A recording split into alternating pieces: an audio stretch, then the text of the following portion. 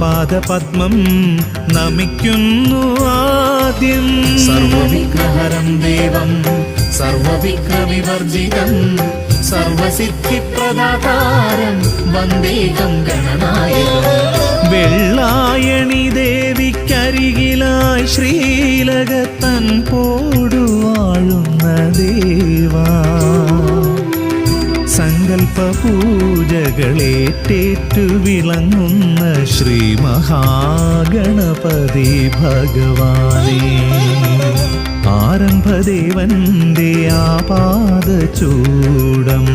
പാടിപ്പുകഴ്ത്തുന്നു ഞങ്ങൾ.